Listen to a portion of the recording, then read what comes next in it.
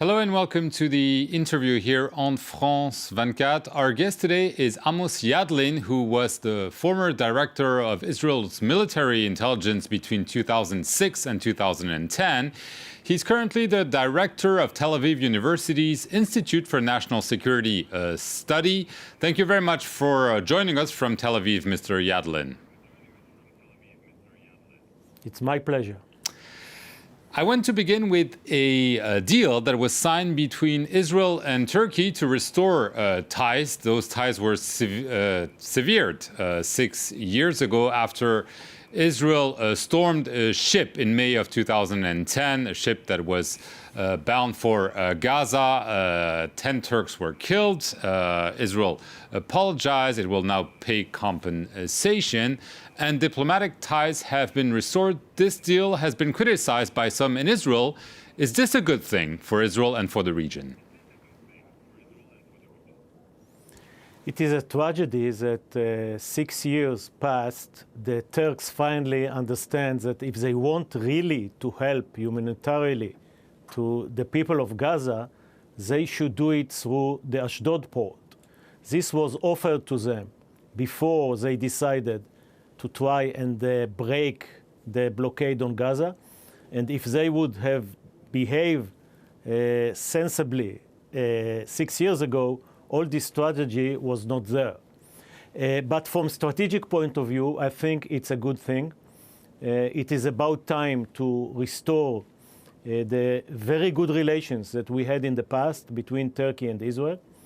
When I was base commander in the Air Force, my squadrons used to train to deploy to Turkey.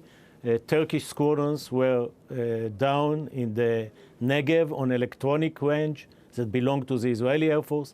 And if you look at what is happening in the Middle East, Turkey and Israel has a lot in common.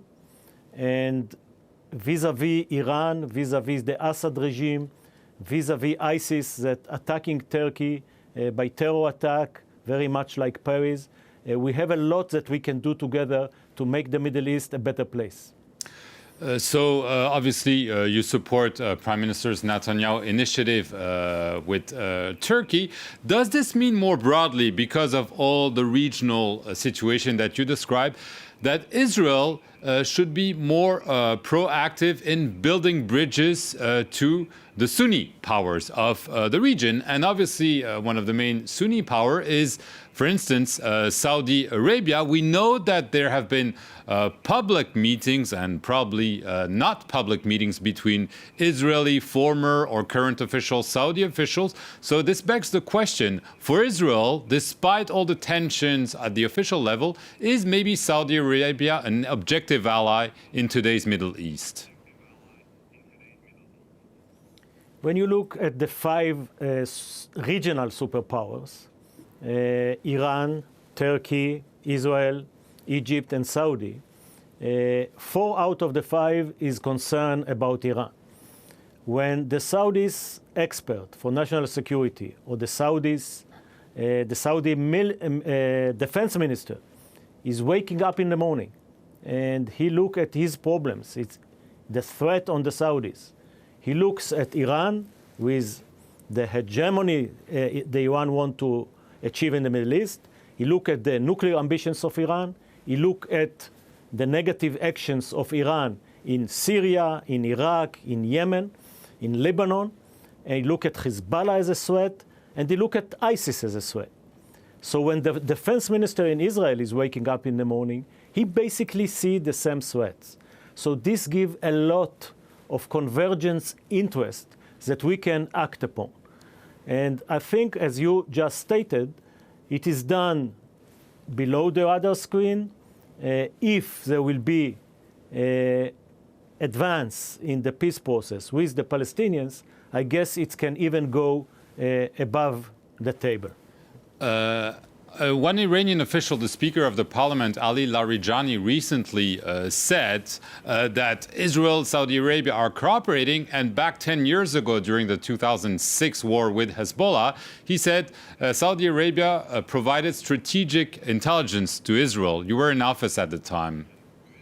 Is that true?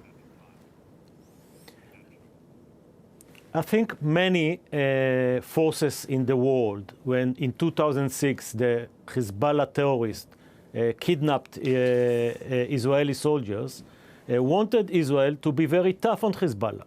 It was not only the Saudis. It was the Americans, some of the Europeans. All of them didn't like the fact that Iran using Hezbollah as a proxy in Lebanon, proxies that destabilize Lebanon, that at that time seems that go on the right track, according to 1559 UN Security Council resolution.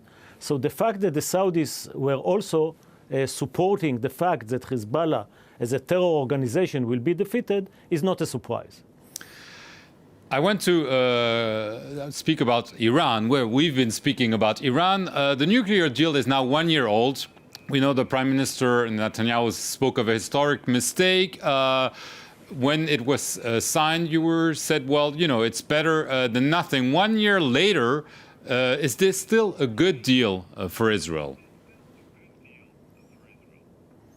It wasn't a good deal a year ago, and it is not a good deal this year. However, when the Prime Minister said this is a huge mistake, it's almost like a new Holocaust, and the President of the United States and many other foreign ministers from the P5+1 said that this is a huge diplomatic achievement, I say it's neither nor. It's not a new Holocaust, it's not a new Peace Nobel Prize. In the short run, it has some advantages. We are better off this year than last year. This is correct. The Iranians has less nuclear material, centrifuges, heavy water reactor.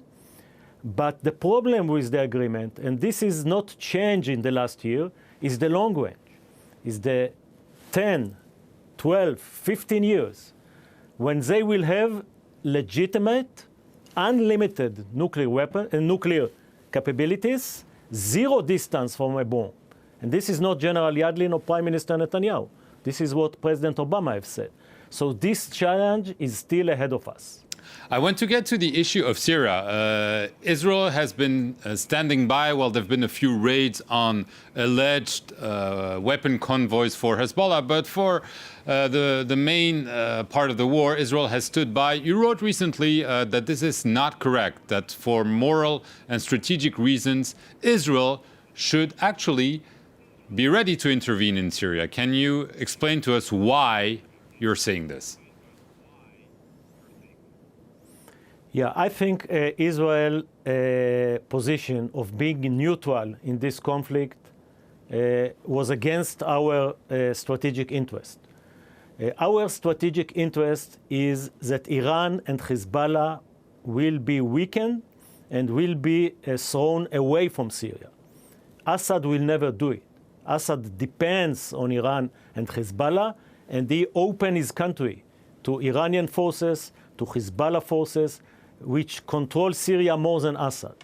So I called for a Sunni, moderate, secular, not ISIS, a Sunni forces that are the majority in Syria to be in control in Syria.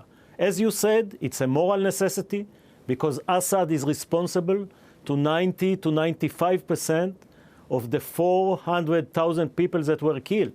This is a moral shame for all of us, for the international community doing nothing about it.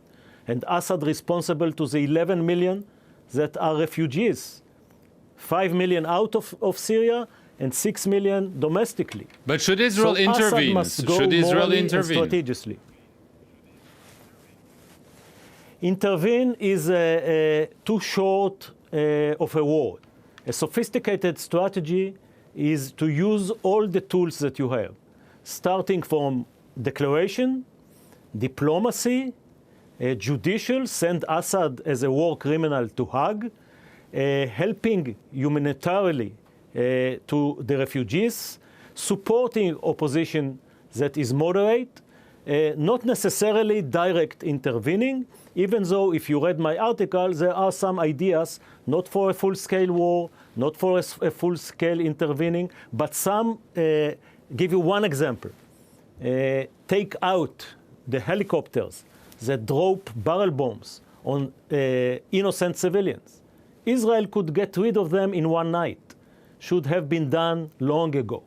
Very quickly, because we're running out of time, the Israel-US relationship, there's been a lot of criticism that it has been damaged, especially by the attitude of Prime Minister Netanyahu. It's no secret that you supported the opposition during the last election. How much damage has the Prime Minister done to that relationship? I think the Israeli relationship with America are very strong, and they based on three pillars. The pillar of the common values, the pillar of the common interest, and the pillar of the trust between leaders and elites in both countries. Unfortunately, the last pillar was damaged by the relationship between the Prime Minister and President Obama. And I don't put the blame on one side. It can be on both. But the challenge and the responsibility of a leader is to create trust with your main ally. And the Americans are our main ally.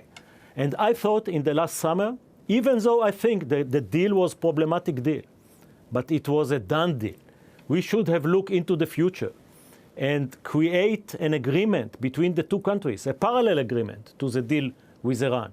How to make Israel stronger, how to have a strategy together, Israel and the US, who share the same goal, that Iran will not have a nuclear weapon. And on this background, I think damage was done.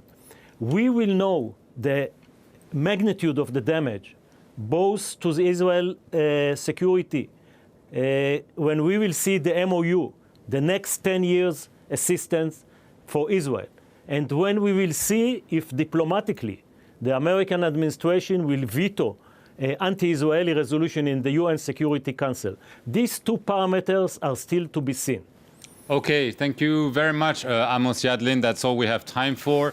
Thank you very much for watching this interview on France 24. Stay tuned for more news.